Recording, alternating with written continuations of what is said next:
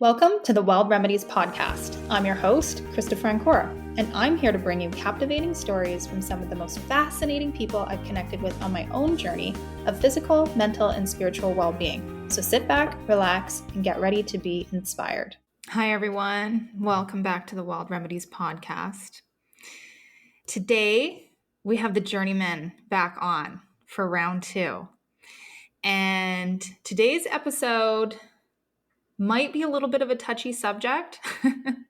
So I just want to do a little preface and talk about the reason for having this conversation today about ethics in psychedelics. First of all, many of us are cut off from our traditional ancestral roots, okay? Particularly those of us with European descent, as much of our traditional wisdom was like literally burnt at the stake. So we're kind of relearning how to work with plant medicine here in the West, because there is a lot of European energy here. And the way that I kind of see it is like we're sort of like toddlers with a new toy, right? And we also have like our Western culture egos that kind of demand for like these bigger experiences and more journeys. And I'm a little worried that it could get us into a bit of trouble. And it's funny because we've just entered an energetic season, 3 years of Saturn in Pisces. And so this is actually a really big theme, right? So we're going to be looking at sort of revealing some of the dark in spirituality, maybe even psychedelics a little bit, but refining it, right? So that we get to a place of more grounding and being able to work with these medicines in a really healthy way. So having a conversation like this today is really important. It's just part of the process.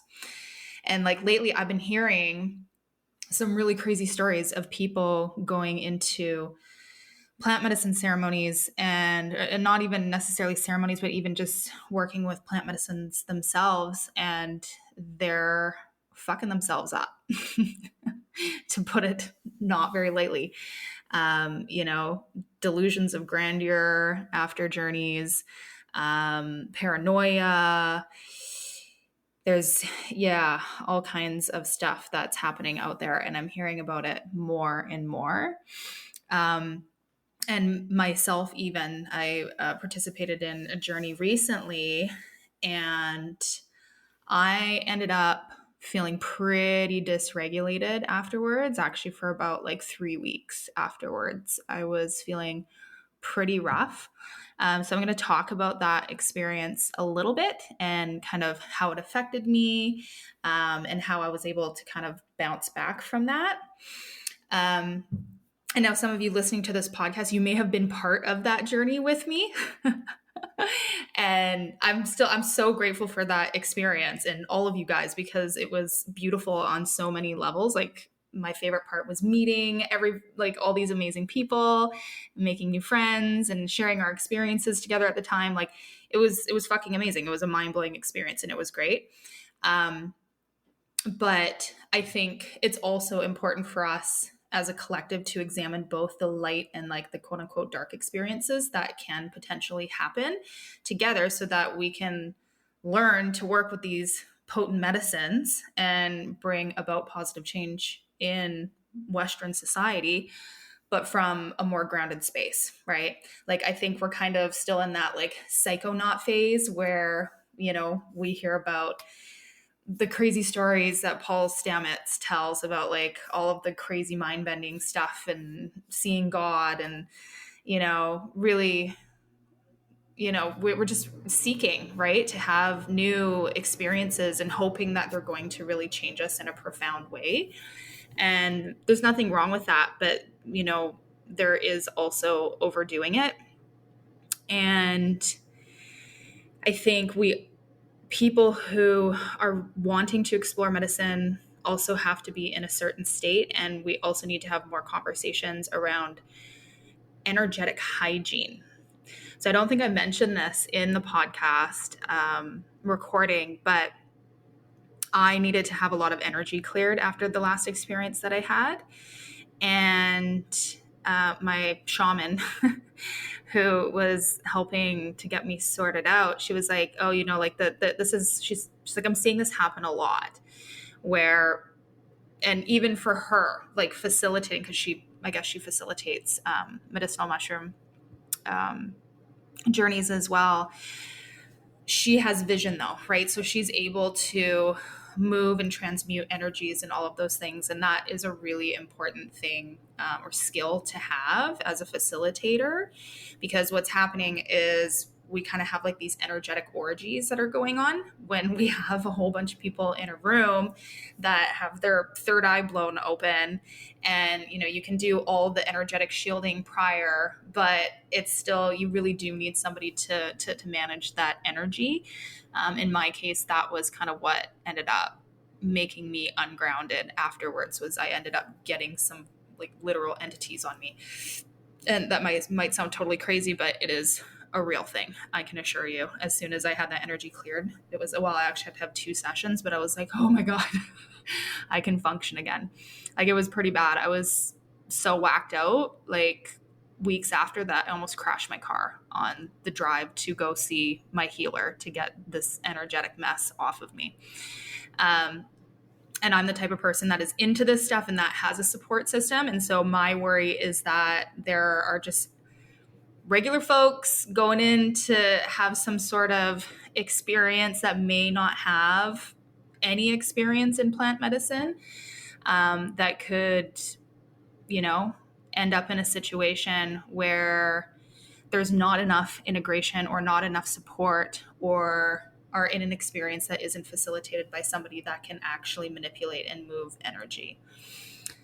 So yeah, that's kind of the basis for this. We're going to talk about that kind of stuff, essentially finding our way in the West. We're going to talk about microdosing. We're going to talk about like even mixing, like I feel a little funny about mixing plant medicine with chemical drugs like MDMA and ketamine. And so the guys and I are going to chat about that a little bit as well. We're going to talk about journey group size, why it matters, the vital requirement of like in-depth care and having psychic vision for journey guides, and learning to come into balance with Mother Nature. Yeah. And I mean, I love the Journeymen. These guys, to me, just feel like they have like that elder energy. I think the way that they facilitate their journeys is just very nurturing. And I would love to see that happening, seeing more of that. And they're actually looking at training more guides. So if anybody listening is interested, make sure that you get in touch with them after, if it piques your interest, because I think that's just going to bring even more integrity and just healing to our community. So yeah, that's my ramble. Let's jump into it now, guys, and have a round 2 conversation with the Journeymen. Hey y'all, I just wanted to drop in and share some love for one of the magic elixir blends we make here at Wild Remedies, our Glow Potion. It's warming up outside right now, and this is the perfect potion to break out and start supporting your skin. This product actually contains 90% of your daily vitamin C in just 1 serving, and it contains this really cool ingredient called ceramicides. It's a skin-plumping nutraceutical that brings moisture to your skin. I suggest drinking this potion every 2 to 3 days, so one of these boxes lasts around a month. Here's a couple of reviews from real customers. Kazzy A says, the flavor is light and sweet. I really like that there were strawberry seeds in it, and it pairs well with oat milk. Yes. Okay. So one really amazing thing about this product is it's made with real dehydrated strawberries. And so you will get little seeds in it. I just love that part. Thanks so much for your feedback, Kazzy. Another customer, Kyla E, says, this has a beautiful, smooth flavor. After just a few uses, I noticed more hydration in my skin, and I highly recommend this product. Now, this Glow Potion is really awesome blended with milk of choice to make a latte, but we actually have some really amazing recipes on our blog too. I personally make a simple cordial with the blend by mixing the powder with a little bit of maple syrup, and then I top it up with soda water. And ta-da! you have this amazing skin plumping, healthy soda. It's so refreshing for the warmer months. So check out our site at wildremedyshop.com. We have new lower prices, free shipping on bundles, and lots of amazing herbal recipes. Enjoy, you guys. Welcome to the Wild Remedies again for round two. Wonderful. It's a Rob pleasure and to Gary, be here. the Journeymen. So thrilled to be chatting with you guys today. How are you? Totally. Yeah. Yay! I'm pining for It's you. been like Since Gary's so long birthday. since we talked. I think it's been like, what, 3 days or something? Yeah. We just hung out on the weekend. That's Gary's birthday. Yeah. Amazing. Well, I'm really looking forward to this conversation. It's something that I have been sitting with for a little bit and, broached the subject with you guys around kind of ethics in psychedelics. And I know that there's some things that you guys have been seeing happening out in the psychedelic world that has resulted in a little bit of dysfunction, which you're trying to patch up a little bit. I recently had a psychedelic experience where I left feeling not so great and reached out to you guys, and you're like, oh, okay, it's probably because of this. And so essentially, what I'd love to do is just have a conversation about what's kind of happening. Like, I feel that in the West here, there's been such a huge explosion of use of psychedelics, and everybody wants to use this medicine to heal or maybe avoid substances, or we hear that there's clinical trials being used for curing depression, all of these things. And because we are so dysfunctional and so dysregulated in Western society, we're kind of like glomming onto this, but from a very ungrounded space. And it's creating some consequences. And what that looks like is a lot of people, there's people who are doing journeys in basements, maybe by themselves or with groups of people, and coming out of the experience, quote unquote, like a little bit fucked up, right? So I'm just wondering what you guys have been kind of Definitely. seeing. Yeah, we've been hearing out there, a lot of stories and from other like if people that's something that we kind of who need have to been be in concerned other about. journeys. And I think that the big question is pulling everything back to what is the purpose of you as an individual embarking on the journey? What is it that you want to learn? What is it that you want to understand about yourself? And what is it that you actually want to create on the other side? And I think that's the biggest piece that people are most likely missing, that they think, oh, it's just about the actual journey and I'm going to go and I'm going to do this every weekend for the next 52 weeks. And there's a big question, I think, about the soulful integrity of who's facilitating, what is the depth of their knowledge of the medicine space, but also energetic space, and what have they moved through as an individual, and what kind of space are they creating for you? Because we're hearing stories, and I won't get into the specifics, but for the most part, it's just a lack of integrity of, like, when someone comes into a journey with us, we know that you're putting yourself in a very vulnerable state in a lot of levels. For the most part, it's the spiritual, mental, emotional, and the physical. And if the facilitator isn't going to have the highest degree of respect and integrity and intent for that individual, then I would run and I would find another facilitator. And just to paint a picture in your mind of, like, when people come and journey with us, it's literally, you're in silence, you're in stillness, we're guiding you from the inside, and you're most likely in stillness for a good 5 hours ish. And there's a lot of support, there's preparation support, we get to know you. It's not in this world of coming back every weekend. So if that's happening to you, if you're listening to this, and if you're being invited back into the journey, I would actually question the person who's inviting you back in every weekend, because again, dialing it back to what is the purpose of you actually taking that journey on, and what is the intent? What is the intent of the facilitator as well? What is the intent of the guide? Because it's meant for you to, in our experience, it's meant for you as an individual to have pieces, puzzle pieces that you haven't quite embodied. And those puzzle pieces are given to you during the journey, and you're to take them with reverence, and you're to take those energetic puzzle pieces.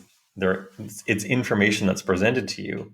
So when the guide can actually have that spiritual vision and can see that with you, to some extent, there's a common spiritual vision of what's being experienced, and there must be a high level of respect for the individual's journey. Yeah. Mm-hmm. Yeah. Yeah, for sure.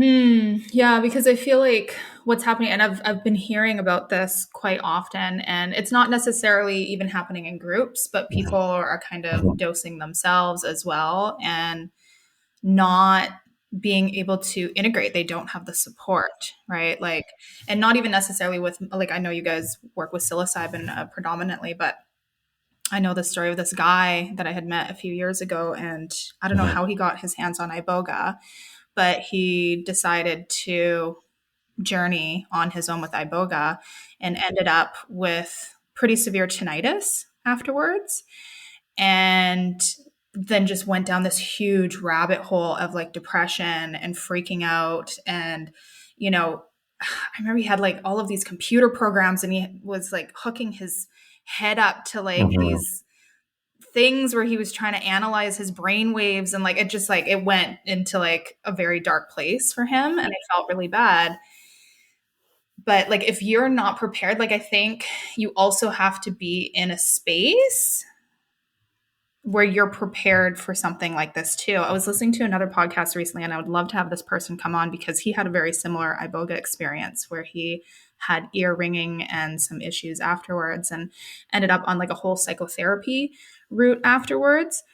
And what he kind of came to the conclusion was like psychedelics aren't for everyone, right? Like what is your what is your outlook on the world before you step into doing psychedelics? Like is it really negative? Do you see the world from a negative lens? Do you see the world from like a beautiful positive lens? Because the medicine and the spirit is going to show you what's already in your psyche, right? And I think also what I'm seeing right now is sort of a championing of the hero dose, right? Because like we've heard so many stories from like Gabor Mate and like Paul Stamets and stuff, and they talk about like these really cool, crazy experiences that they've had where they've done like friggin' 26 grams of mushrooms or something. And you know, these stories are really fascinating because they're just like, oh my, like I saw God and it was so amazing, and I had all these downloads and epiphanies and things like that. Um, but these are people that have been working with the medicine for a really long time and probably have a certain relationship with it. And so I think just to like jump into it and take a hero dose or be given a hero dose can do more harm than good. Yeah. Is that something like I'm wondering what experiences like have you guys had people come to you being like, They've been "Hey, slightly knocked I'm off damaged center now, please help me." Like by their experience, and they just need guides or assistance to get back in okay. alignment with Mhm. themselves. Uh, it's nothing to brag about. If you're bragging with your friends because you're doing 5 grams, 6, 7, 8 grams, like Mhm. it's your first go at it, the medicine, if you don't respect it, honestly, it's going to kick you in the ass. And this is what we hear. A lot of people get kicked in the butt. They don't understand why. Well, they didn't understand the process that they were putting themselves through going on a 5, 6 gram journey. Um, you can see God on 2 grams. I mean, you probably could see God without the mushrooms, Yes, totally. honestly. But But that's not the end all be all to see God. There's a lot more. It's unpacking is what you want to do. And if you're unable to unpack what you see or has been presented to you and you get caught in those loops, there's no way out. If there's nobody there to assist you, you're stuck in it for like 4 or 5 hours. And that's when you hear, quote, the bad trip, the bad experience. This what you hear people's testimonials about how it was a bad journey. And so that puts fright into the general public who want to go on a journey but are afraid because they hear all these stories that people bragging. They're sure is that bragging or is it warning? I'm not too sure. I'm confused there. Are you bragging or are you warning me about what's going on? So it's, as Rob said, in anything like a plant medicine, do your investigation and don't just check a box online. This is the journey that you want to do, a 4-day retreat, because it's no retreating. You're not retreating anywhere. You're going to do work. And that's what the medicine is about. It's here to teach you and for you to learn more about yourself and what the world has to offer. Mhm. Yeah, it's not the brownie badge thing. It's like the Girl Guide thing. You don't wear a sash. It was like I got the cooking badge, and I got the ayahuasca, I got the Mm-hmm. psilocybin, I got boga, I got whatever. The 5 gram, the 10 gram. Yeah, totally. It's like listen to your body, be in tune with yourself and not what somebody else is trying to tell you to do. We don't tell anybody what to do. We guide and suggest, but it comes down to you making the final decision, especially if you're coming on a journey with us. We don't say you have to take 3 or 4 or 5 or 6 grams. We listen, we hear where you're at and what you feel comfortable doing. If we find that you're only going to do like a small dose, we'll, talk about that and then say, well, if you're here to do the work, at least 2.5 is a good sort of beginner Mhm. start from our experience. Somebody else may say something different. And then you can add to it. As Rob always says, you can't take it away once it's in your system. And that's the thing you got to ride out. If you took 5 grams and you're in it, you got to be in it for the Mhm. whole run. Um, And I think we can even dial that back too, as well, with respect to the medicine. It's the energy of the medicine, regardless of dosage. Like it can be, I know people that have had potent journeys on microdoses. So, like when the student is ready, the mhm, teacher of the medicine will appear, and so, uh, yeah, Mm-hmm. it's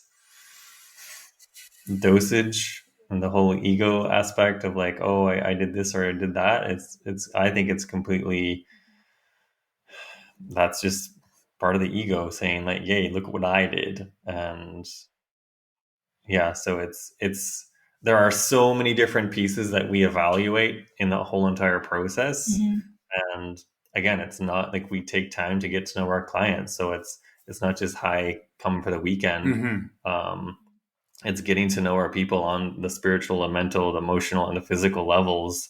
And what is their history? What is their mental health history? What has their journey been? What's taking place in their childhood? We look at all of those pieces. So because we are 100% certain that we have no idea what you're going to encounter in a journey. However, we are 100% certain that we can care for you in that vulnerable state at a very, very high level with a high degree of respect and integrity for your journey so that you come through to the other side with context and understanding so that when you leave, you actually have work to do. And most of our people say like, yeah, I probably won't be back for like 2 to 3, like I've got a lot of work to do. And so it's not just in the world of like weekend after weekend. uh it's I was even thinking about this before this podcast. It's like, would you go on a personal development course every single weekend and take the same course over and over again? Probably not. You need time. The human being the human beings that we are today, we need time to integrate Mm-hmm. because there are things that people see in journeys that they have never ever experienced before in this lifetime, or they haven't remembered into it. And so there's a deep level of remembering that, hey, I'm not just this meat suit that's sitting here before you. There's a multidimensional context that can really like open people up to something new. And then it's like, okay, so I am an infinite multidimensional being. How do I work with that now? So it's giving people the tools to continue that work. And I believe after one journey, it can take years to integrate it. So we jokingly say that our work is all about the new AI, which is applied integration. Mm, Mm-hmm. yeah.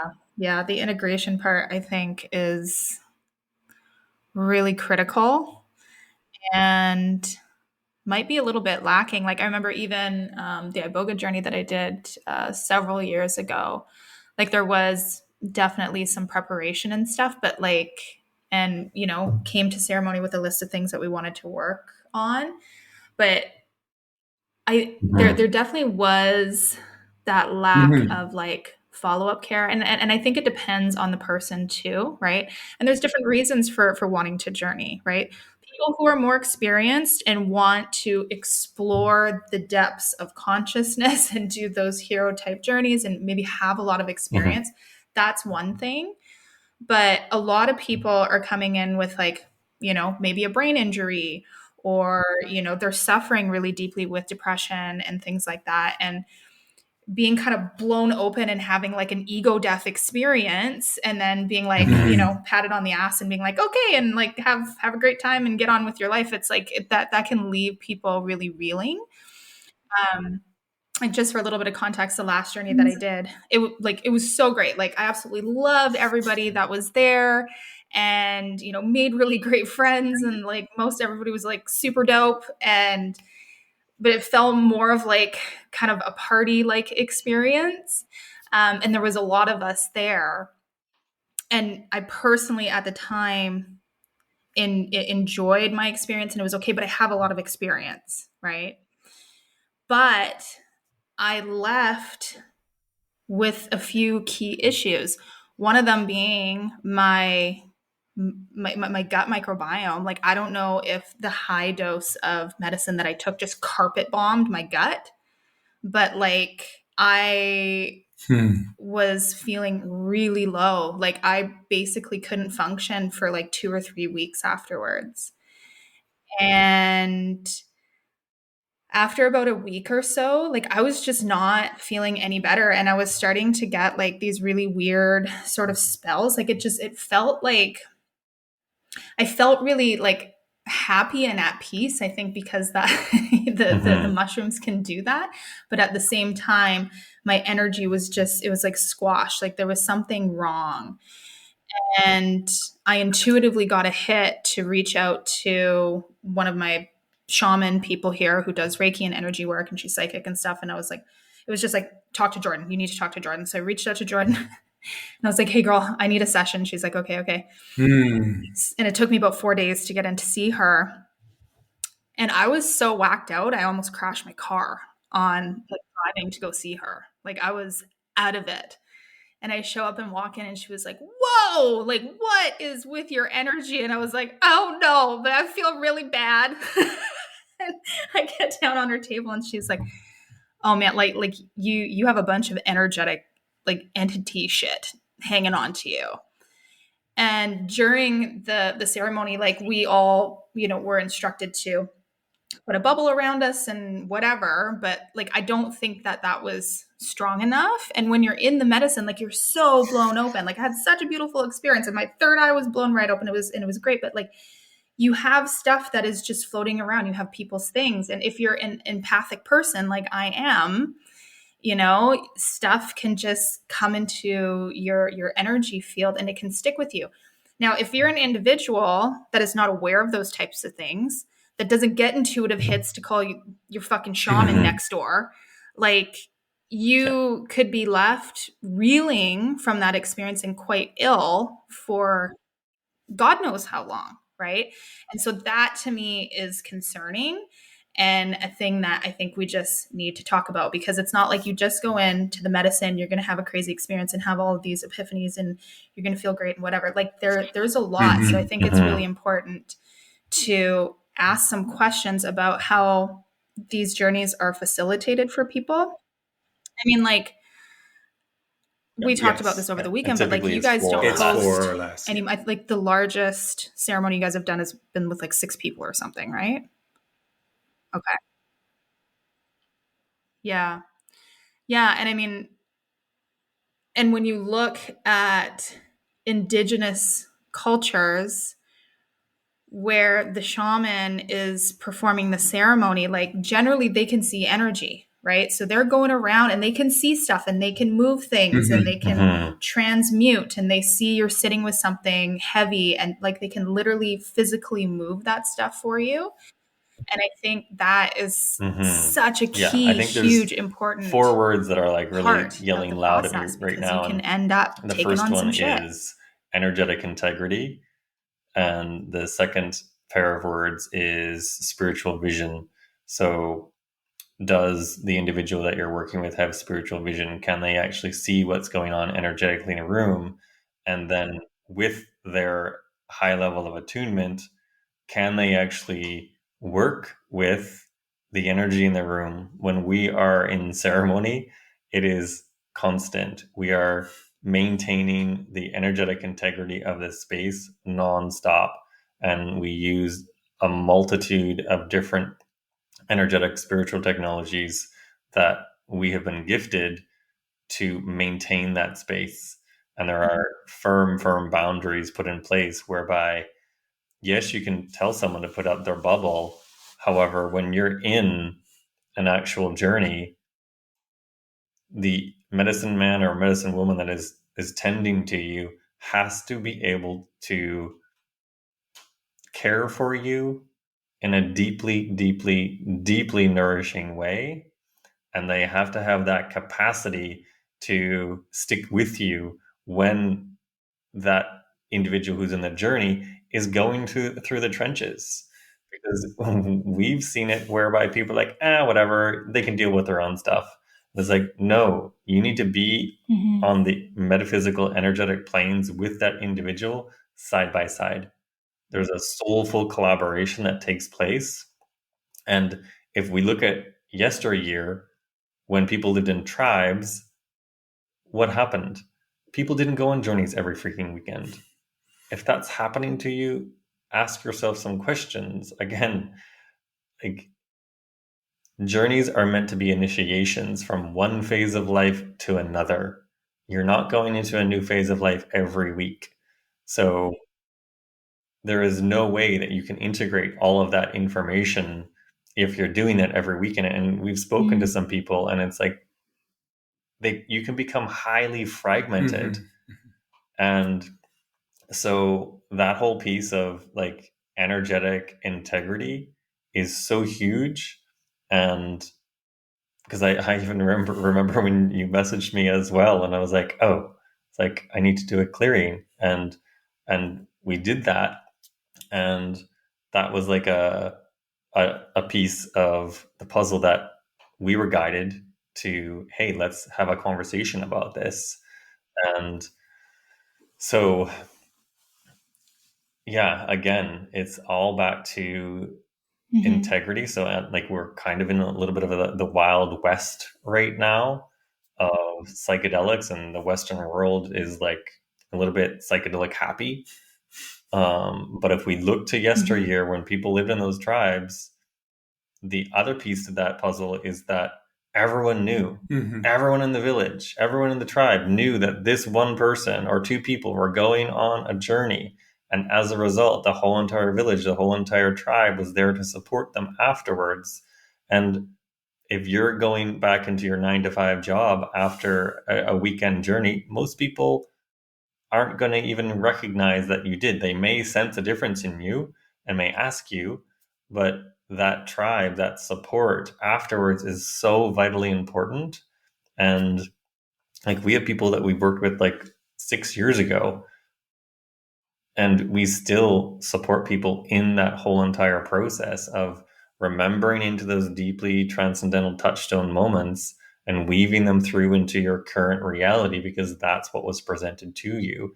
So when you have someone with that high level of spiritual vision, that high level of soulful energetic integrity, like, that's that's a game changer that I think is needed in Western medicine space. Yeah, yeah, I completely agree. Like one thing that I've been kind of struggling with is just seeing how the West is adopting plant medicine and transforming it into something more pharmaceutical. And it's like it's weighing on me. Like it hurts my heart to see that. And I can I can understand why, right? You know, people are experimenting and they're trying things and you know, they're mixing psilocybin with MDMA and throwing some ketamine and stuff in there. And there's a more clinical setting, you know, because people are afraid of, you know, the shamanistic aspect of all of these things. And something about it to me energetically just feels like, ugh, that's just not. I don't know if that's the way. Like, I think it's really cool to explore some of these things, but when we're working specifically with plant medicine, like, and I said this just on the podcast recording that I did yesterday, but the more that we move away from nature, the more dysfunction is created, right? Mm-hmm. So when we're blending all of these chemicals and stuff with what is Well, already that's what I wrote down is potent don't fuck with Mother Nature. plant wisdom and It's knowledge, pure like as it why? is, Why are we fucking with learn how it? to work with it in its natural form. Do not try to Seriously. extract something out of it for Yeah. pharmaceutical use that's not really going through the spiritual growth that is required from the mushroom itself. That's what it's about. It's not trying to fix or cure anything. It's trying to assist you on your path moving forward in your Mhm. life. So you make conscious choices. You learn about your past and you learn how to let go. The medicine is going to assist you in its purest form. I can't compare it to a clinical form because I haven't been through it, but the purity is being tainted with. Mm-hmm. Yeah. And the clinical or clinician, whoever is there, I don't know who they are, but do they have Mhm. that Yeah. hands on inner guidance Mm-hmm. to assist you other than sitting there with their notepad or giving you a glass of water and putting your hand on the shoulder, Mm-hmm. is that's not the journey. That's not the journey. Yeah. Mm-hmm. There has to be a way to move forward using it in its purest form in a clinical setting Mhm. that's going to keep the the purpose of the medicine moving forward. Mm-hmm. There has to be a way. And other than, us doing what we're doing, we don't work with everybody. As you know, we go through an interviewing process.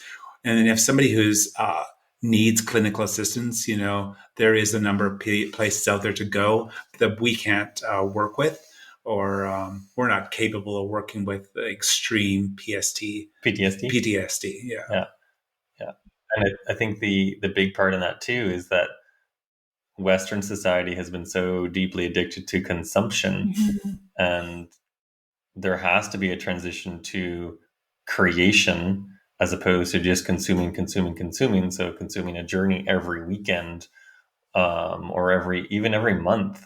Uh, there has to be some aspect of recognizing that you are a spiritual being, and if someone is trying to take the magic out of the mushroom so that it's just a biochemical reaction, that's not what the medicine's here for. The medicine is here so that you freaking learn from it.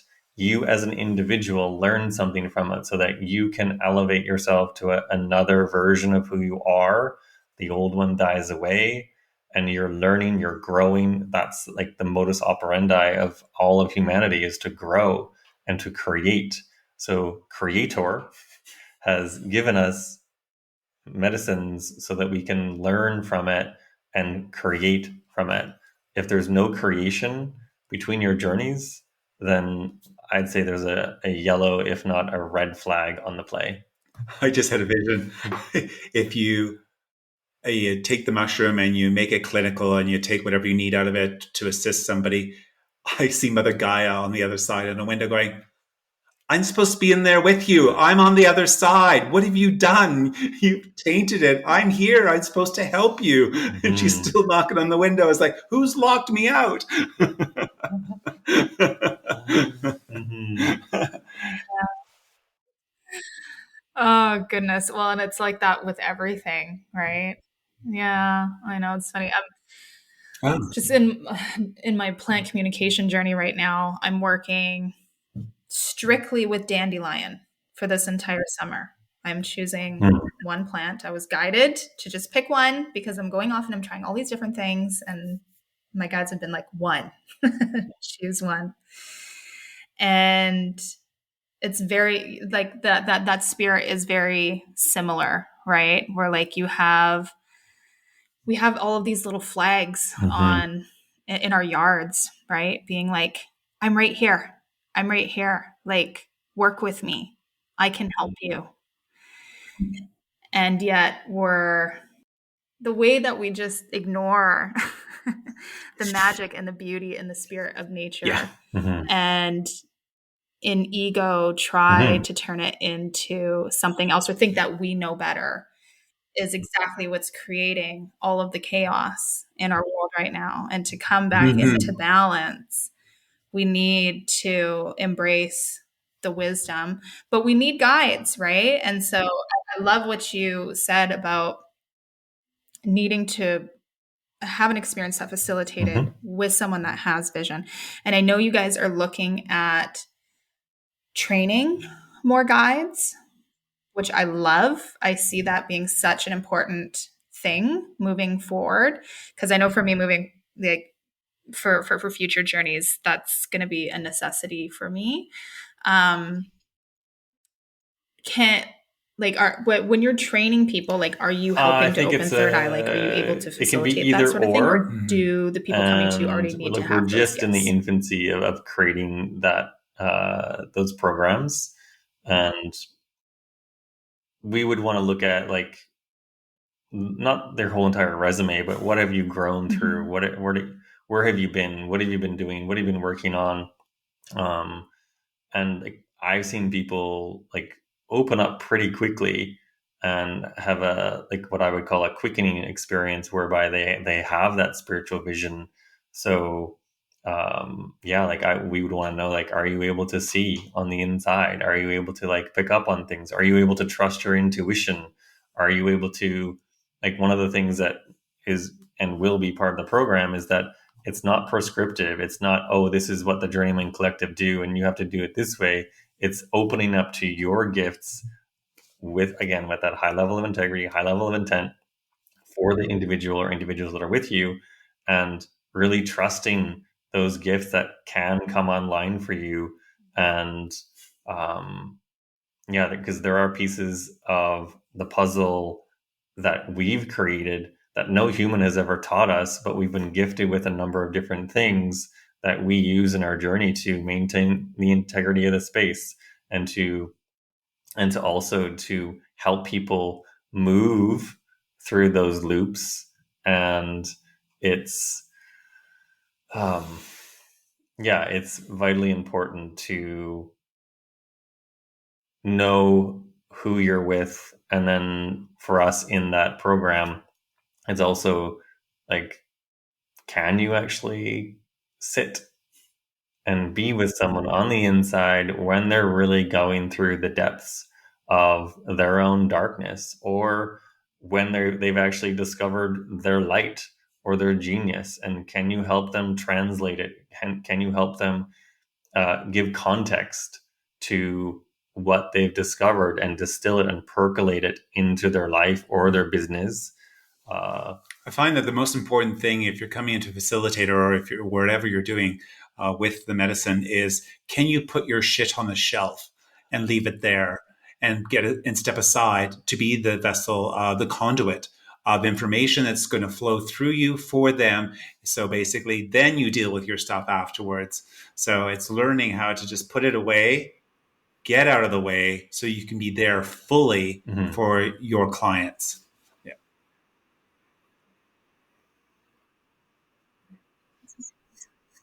Yeah. Yeah.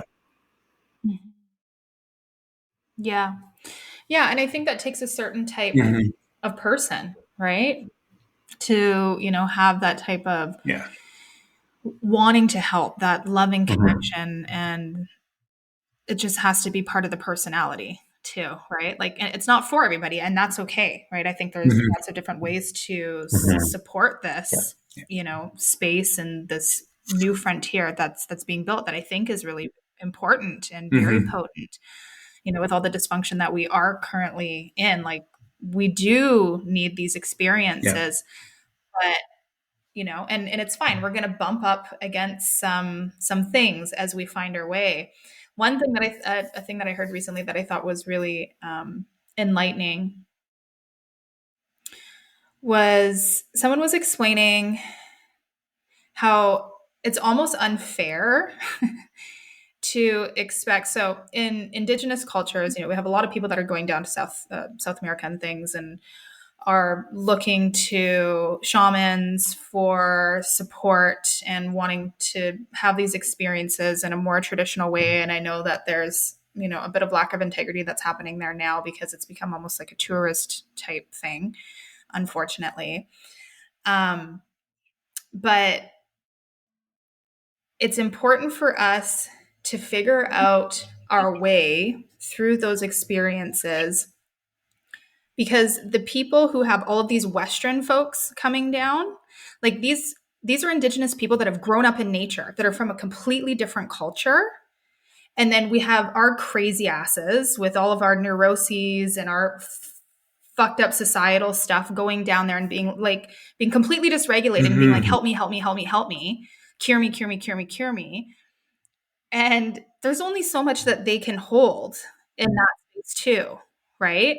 Like the level of understanding that they're going to have of, like, there are some cultures that don't Mhm. even have a word for anxiety. They don't even know what that word is.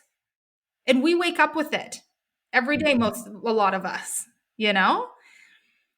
And Mhm. so yeah, we're at this really interesting pinnacle, this frontier where it's like, okay, we see that there is power here and healing and potential, and we just we need to bump up around a few things and figure out how to make it work for us in a way that is going to be healing, in a way that is going to be grounded, in a way that is going to connect us to mother nature. And rather Mhm. than taking, what can I get from this, what can I get from this, what more messages, what more downloads, what can I take,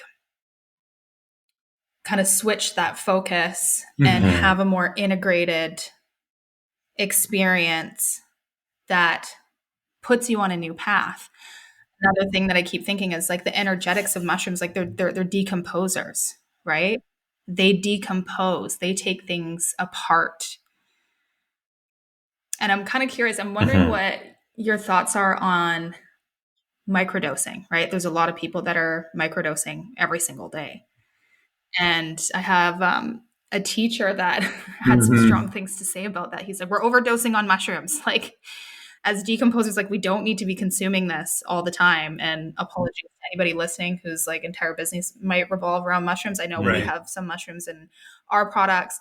Although the one teacher that I spoke to, he kind of thinks that chalk is more of a lichen than a mushroom, I which think I was like, oh, the okay, primary that's thing an is, interesting what is your observation. intent? Mhm. What is your But purpose? yeah, what do you guys If think about that? you're taking that to get something from it without, again, Mm, integrating, uh, ask yourself some questions about that. And I don't think it's already. something that you need to take every Mhm. day. Um, It's not a supplement. yeah. It's not like your vitamins. Is you have a handful of vitamins and you put in a glass of water and there you go. There you start your day. Mhm. It's your intent behind it, definitely, for sure. Yeah. Is like if you take it without intention, you don't know.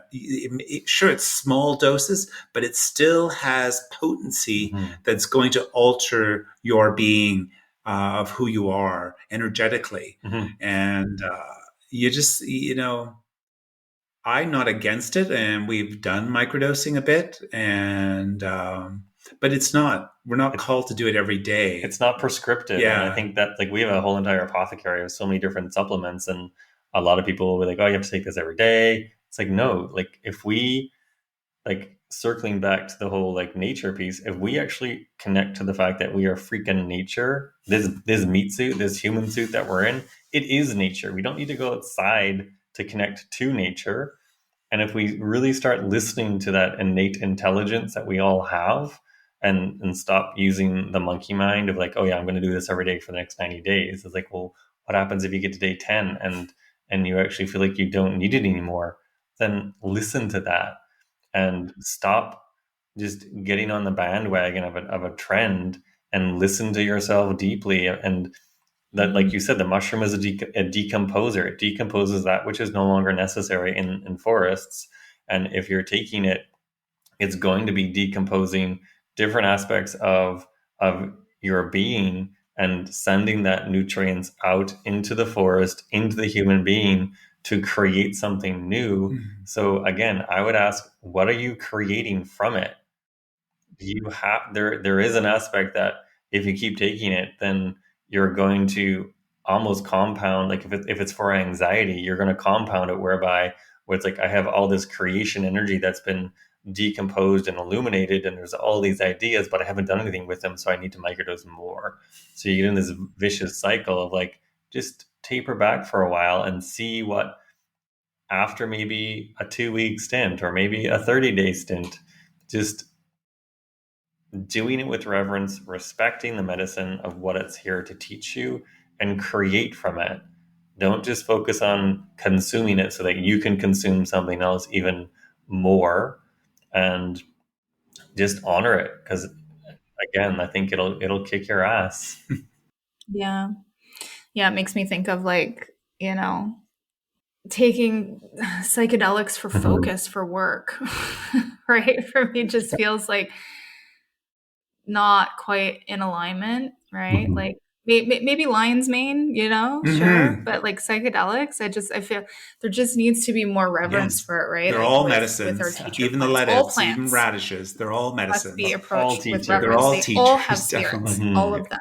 Yeah, and if we can just get back to Yeah. that aspect of our connection to nature, then that in itself is a game changer. And we often say microdose equals a micro shift.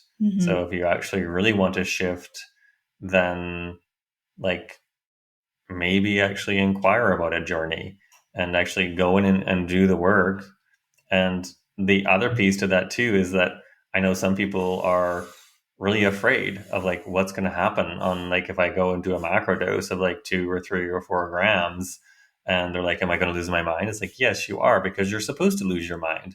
The old version of who you are that wants to say goodbye is composed of thoughts, feelings, and emotions and habitual actions. And there's this like optimal version of you over here that's calling you. And if you actually let this mind, this old version of you die, then you can embody the new. So that whole aspect of just people being fearful, sometimes taking a microdose and be like, oh, actually, like, I'm okay. Because I even know someone who did microdose recently, and she was like, I'm a mom of 3 children, and we have a dog and a cat and a house and a husband and all of these things. And I was actually able to have one singular thought Instead of 40 running through her head. So, Yeah. and again, she did that with a high level of intention and a high level of respect, and with some trepidation of like, what's going to happen? So sometimes it can be, the microdosing can actually lay the groundwork, no pun intended, for the soil of your soul to actually get ready to actually go on a journey. So many benefits, definitely. Yeah. Well, and I mean, and I get the appeal of wanting to journey all the time. I mean, the last one that I did was like, it was beautiful. And some of the messages that I got, I found it was quite interesting actually, because the way that we did the medicine was a way that hit quite hard and fast and was something that I wasn't expecting.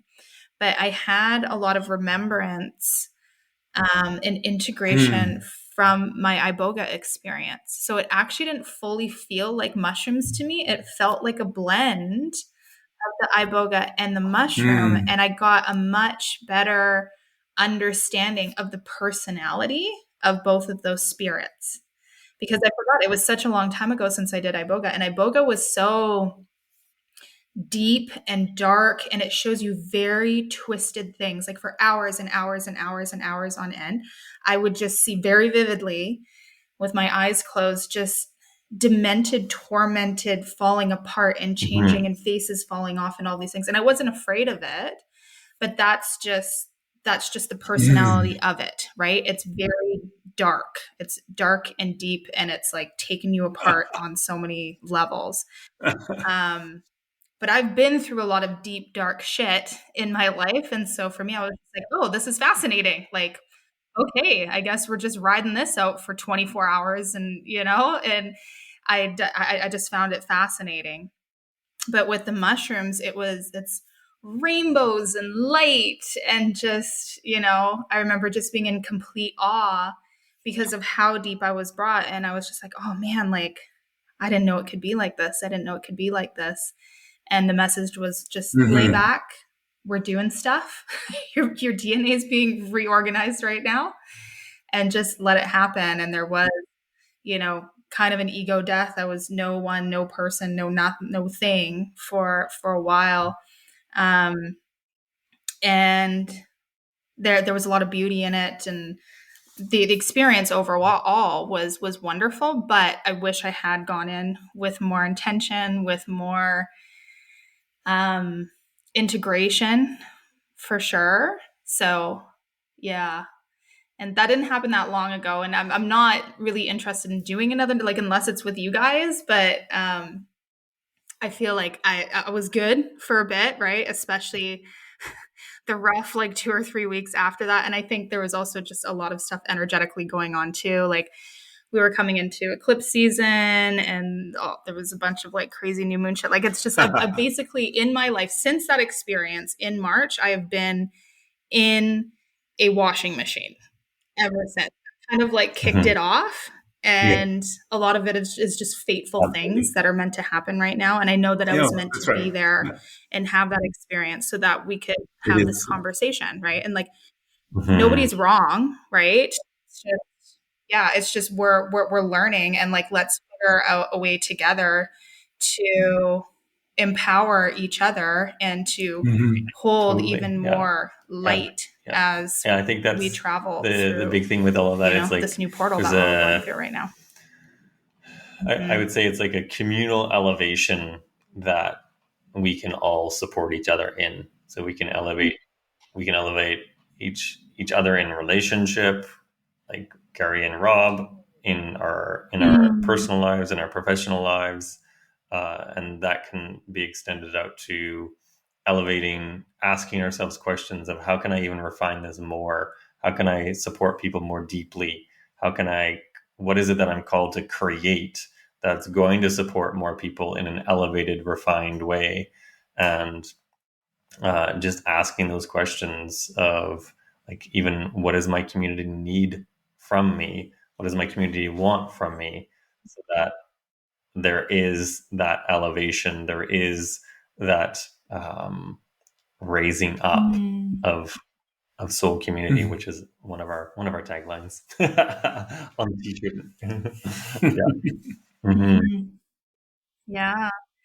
And like, and I envision, like, especially, I mean, for British Columbia, I would say, and the Okanagan in particular, like, we have the most wonderful, talented healers flooding to this area right now.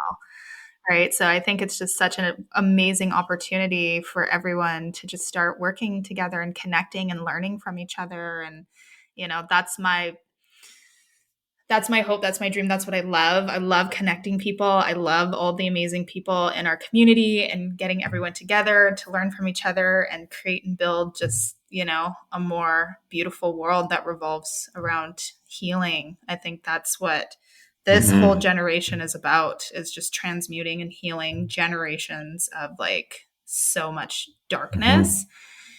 And will hopefully allow us to get to a place where we can continue to thrive on this planet. Well, thank you guys so much for your perspective and for being such great leaders in this space. Really appreciate that. It's forever. Exactly. Yeah, it's a great topic. Collaborations galore. Maybe we'll have a round 3 next time something else comes up. Yeah. Well, and once you guys actually, start this new program in particular, maybe we can chat about that, because I'm sure there's lots of people listening and in our community that would be interested, maybe mentoring and learning from you guys. And you know, it's really potent. It's Magical mystery school. Yeah, it'd be really cool to go to mystery school Brilliant. with you guys.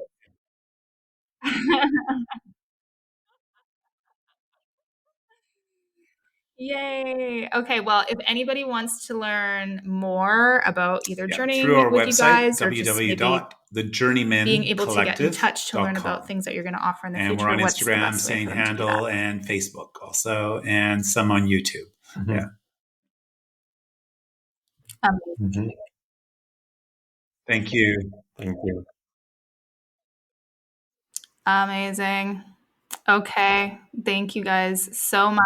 For anybody listening who enjoyed this episode, who wants to share it with someone, please do. Always give us feedback. Would love that. And we'll catch you all on the next episode. Thanks so much for sharing your time and energy with us today. We'd love to hear your feedback on how our podcast has impacted your life, and are also open to suggestions for new and interesting topics. Please leave your comments with a quick review to help us grow this magical community of wellness warriors and light workers. Every month, we select one lucky reviewer to win our big magic box, containing all 3 of our beautiful magic lattes.